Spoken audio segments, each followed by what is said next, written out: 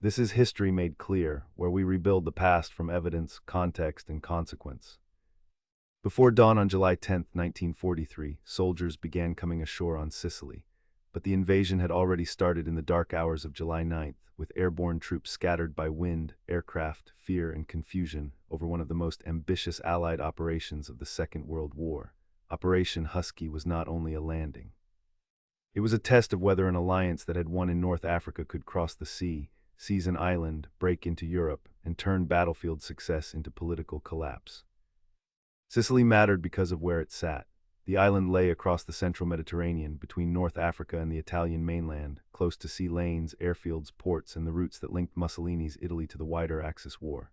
From Sicily, Axis aircraft and ships could threaten Allied movement. From Sicily in Allied hands, bombers and ships could press toward Italy, the Balkans, and southern Europe. A map makes the point, but the people on ships felt it more directly. To move north, the Allies first had to master water, weather, air, and shore. The decision to invade Sicily came after victory in North Africa. Allied leaders argued over where to strike next. Some wanted to press toward France as soon as possible. Others believed the Mediterranean offered a way to keep pressure on Germany, knock Italy out of the war, and force the Axis to defend more coastline. At Casablanca in January 1943, the Allies settled on Sicily. The target promised strategic gain, but it also carried a warning. Amphibious war was unforgiving.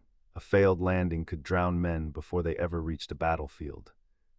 The plan required scale. General Dwight Eisenhower commanded the overall operation. General Harold Alexander directed the ground forces. Bernard Montgomery's British Eighth Army would land in the southeast. George Patton's American Seventh Army would land to the west of it, around the Gulf of Gela and nearby beaches. Canadian troops formed part of the British-led side of the assault. Naval forces had to move thousands of men, vehicles, guns, and supplies. Air forces had to protect them, strike enemy positions, and carry paratroopers and glider troops into a night sky that proved far more dangerous than planning tables suggested.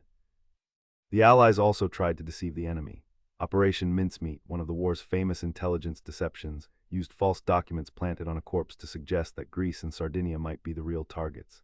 Deception did not make Sicily undefended. German and Italian commanders still had forces on the island, but uncertainty mattered. If the Axis could not be sure where the next blow would fall, it had to spread attention, arguments, and reserves across a dangerous sea. Then came the weather. On July 9th, strong winds and rough seas threatened the operation. Some commanders feared the landings would become impossible. The storm made the crossing miserable and scattered airborne formations. Yet it also helped surprise the defenders because an invasion in such conditions seemed less likely. For the men in landing craft and transport aircraft, this was not a clever abstraction. It meant nausea, darkness, confusion, missed drop zones, and the knowledge that an entire campaign might begin with units landing in the wrong place. The airborne operations showed the cost of complexity. British gliders and American paratroopers were supposed to seize bridges, roads, and key points ahead of the beach assaults. Many aircraft were blown off course. Some gliders crashed into the sea. Paratroopers landed miles from their objectives. Friendly fire added tragedy when nervous ships and gunners mistook Allied aircraft for enemy attackers. Yet scattered troops still caused confusion behind Axis lines. Small groups cut wires, blocked roads, fought isolated actions, and made the defenders overestimate what was happening around them. At sea, the invasion fleet approached a coastline that could not be treated as a simple line on a chart. Beaches, sandbars, mines, gun positions, towns, and hills all shaped what happened next. Landing craft lowered ramps into surf. Soldiers waded through water under the weight of rifles, packs, and fear. Engineers cleared obstacles. Naval guns fired inland. Trucks and tanks had to come ashore before the beachhead could become an army. The first hours were about survival and organization, getting off the beach, finding units, opening exits, and keeping supplies moving. The Italian defense of Sicily was uneven, but it was not imaginary. Many Italian units were poorly equipped, exhausted, or doubtful about Mussolini's war, yet some fought hard.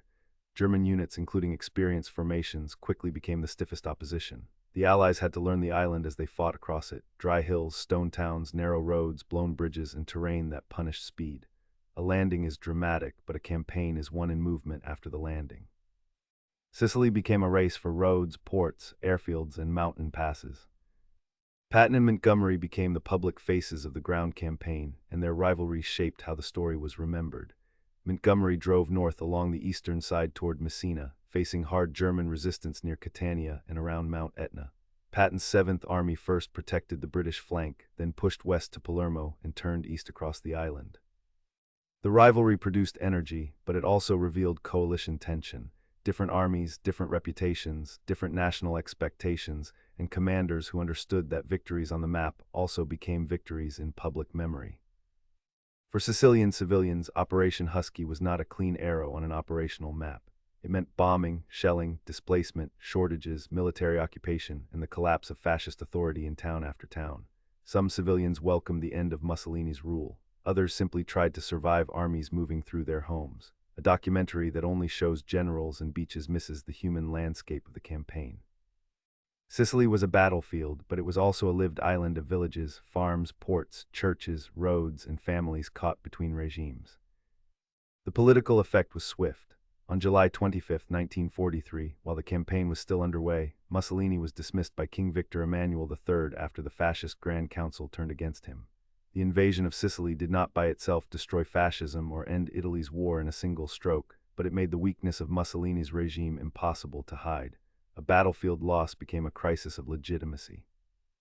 The dictatorship that had promised imperial glory now faced invasion on Italian soil. The Axis response also complicates the story. German commanders did not simply collapse. They conducted a disciplined withdrawal toward Messina and evacuated large numbers of troops and equipment across the narrow strait to mainland Italy. By August 17, the Allies controlled Sicily, but many German forces had escaped to fight again up the Italian peninsula. Victory was real. It opened the way to Italy. But it also showed that winning an island did not mean ending a campaign.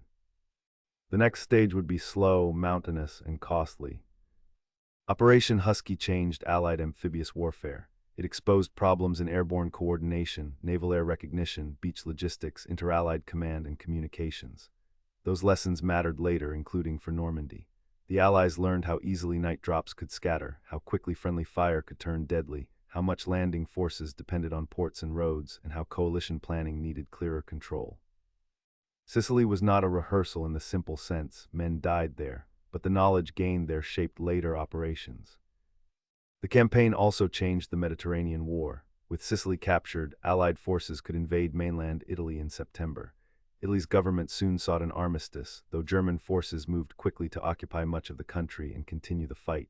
The Italian campaign became long and brutal, tying down German divisions but also consuming Allied resources.